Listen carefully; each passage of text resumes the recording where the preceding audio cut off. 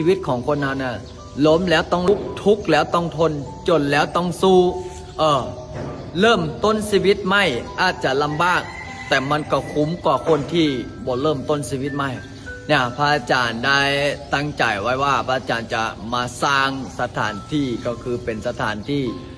เป็นสำนักสงฆ์หรือว่าเป็นวัดนั่นแหละภาษาบ้านเฮาเอิ้นว่าวัดเป็นวัดใหม่พระอาจารย์ก็มาบุกเบิกมาเห็นอย่างไม่มดก็มีเจ้าภาพเจ้าศรัทธาถวายที่ถวายทางเนาะ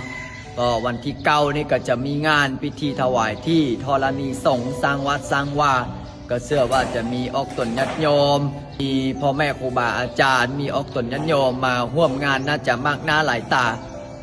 เมื่อวานนี้ก็บอกให้ออกตนญาติโยมเอาซาดเอาเสื้อมาเตรียมงานเดินฟอกเดินไฟหรือว่าเทฟอกเทพื้นสำเร็จเรียบร้อยก็ตอนนี้ก็กำลังเตรียมงานพระอาจารย์ย่านว่ามื้อวันงานเนาะย่านอากาศมันร้อน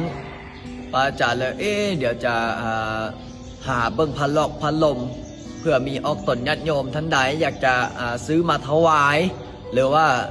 ออกตนญาติโยมท่านใดมาบ่ได้หรือว่าอาจารย์ขน้อยขอฮับเป็นเจ้าภาพพัดลมช่วยพระอาจารย์สักหน่วยเนาะอันนี้พัดลมพระอาจารย์ก็จะไซส์รุ่นนี้อันนี้บ่แม่นโฆษณาขายพัดลมเด้อก็จะไซส์ประมาณนี้แหละพัดลมเพราะว่ามันจะมี2ด้านมันก็จะหมุนเลยเนาะ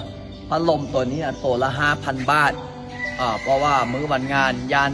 ออกตนญาติโยมมาหลายคนอากาศมันร้อนก็เลยต้องใส่พัดลมเพื่อที่จะ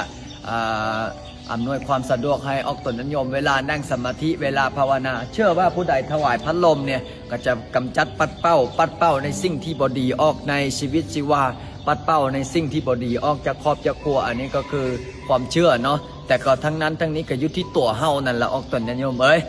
เพราะฉะนั้นแล้วพระอาจารย์ก็อยากจะส่วนเด้อวันที่9 เดือน 5นี่ออกตนญาติโยมมาถือศีลมาปฏิบัติธรรมมาร่วมสวดมนต์ภาวนากับพระอาจารย์ตอนเช้าก็จะมีพิธีถวายที่ตอน9 โมงตอนแรงก็จะมีพิธีสวดมนต์ถือศีลปฏิบัติธรรมสวดธรรมจักรฟังธรรมจากพ่อแม่ครูบาอาจารย์เนาะก็อยู่บ้านนายางเมืองนาไซทองนครหลวงเวียงจันทร์เด้อโยมพ่อโยมแม่โยมพี่เด้อมาร่วมงานนำกันเด้อเจริญพร